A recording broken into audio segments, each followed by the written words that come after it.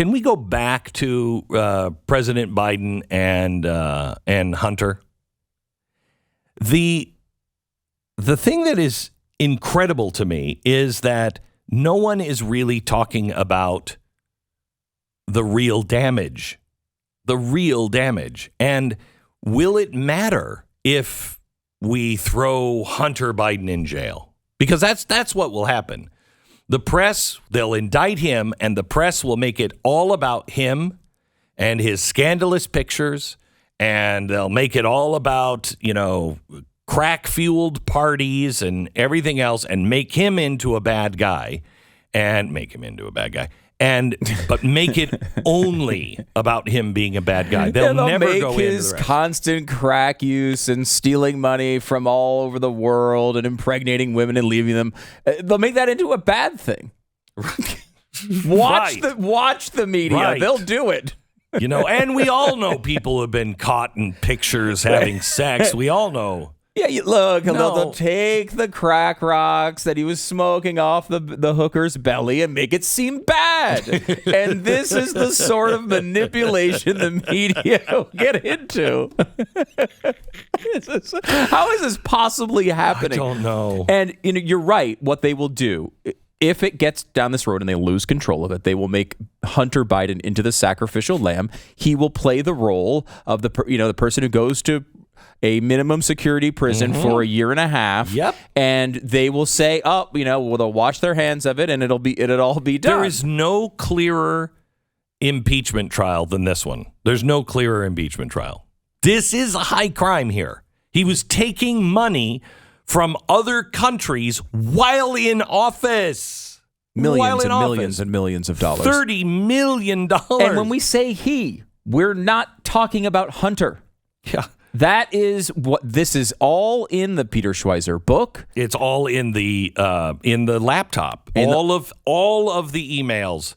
You have people confirming that worked with Hunter on these programs, confirming, yep, that's what it means. And we were sending money to Joe Biden. And to the media's unending, eternal disgrace. All of this was known before the election.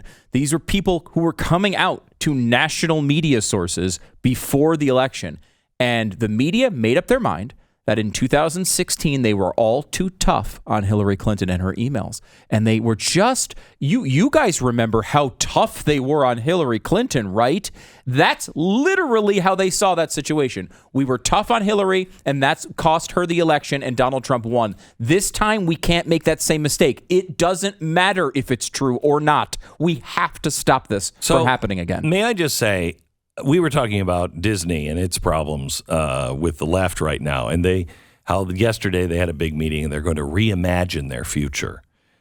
That is the first time I've heard those words in the last few years, and I haven't had a coronary, because that's what Disney should do, is reimagine things.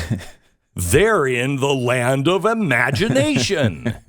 Everybody else is reimagining. The police, reimagining. This is my favorite. This is coming from the Los Angeles Times. Listen to this.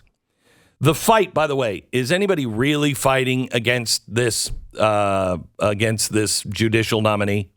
I don't think there's a real effort. Yeah, because I think they no realize way. they're not going to. They have no chance of stopping Correct. her. So don't overplay your hand. This is their theory, by the way. Yeah. Don't overplay your hand. Don't give them a moment. They're going to be able to come back and say, "Look what happened with X, Y, and Z." In some ways, don't give them a Kavanaugh, because that correct created a lot of energy on the Correct. right, the way they acted in that. So what's hearing. crazy is it's like if they're not throwing flowers at her, it's too much. Listen to this from the Los Angeles Times. The fight over the nomination of Judge Ketanji Brown Jackson for the Supreme Court is powerful evidence that our political system is broken like never before. There's no plausible basis for opposing Jackson, who has impeccable qualifications and about whom nothing controversial has been discovered. Oh my gosh, that's pretty all-encompassing. Yet her confirmation hearings, which begin on Monday, are likely to be this is written before the hearings. Okay, likely to be highly contentious. Likely. Right. It's future news. Likely to be contentious. So here's what they found. She is unlikely to get the votes of more than a Republican senator or two. No, she'll get Mitt Romney. Lacking any credible basis for opposing her, Republicans are turning to unfair smears. In the world of law, credentials don't get any better than hers. A graduate of Harvard College, Harvard Law School, she clerked for judges in the federal district court, blah, blah, blah. But lacking any grounds for opposition, Republicans are resorting to slime. Some are criticizing her because she worked as a public defender. I didn't even know she worked as a public defender. Oh my gosh, is she going to be on the Supreme Court? I didn't know that. Did you know that, Stu? That's one of the worst things that could possibly happen to America. A public defender that's now on the Supreme Court. She represented poor people. I've not heard not one person say that they care that she was a public defender in a negative way. Nope. Why would they? I mean, it's just part of the legal system. We all understand it's part of the legal system. According to the Los Angeles Times, what's really going on here is that Republicans believe that they can appeal to their political base by opposing any Democratic pick for the Supreme Court, that they're willing to resort to whatever it takes. Oh, is that what Republicans do? That's exactly. Did they accuse her of rape yet? Because I missed the bulletin on that one. Have they accused her of a murder? Have they accused her of I mean, I will tell you, I do hear that Lindsey Graham is going to question her about a test she took in the 4th grade. Oh, my gosh. Oh, my gosh. Yeah. And we can't have somebody. Did she cheat on that test? She cheated on that test. Oh, my gosh. She cheated on that Get test. her out of there. Yeah. Get her out. It was, her test on what happened on Little House on the Prairie. And, she was supposed to read the book. Apparently she didn't.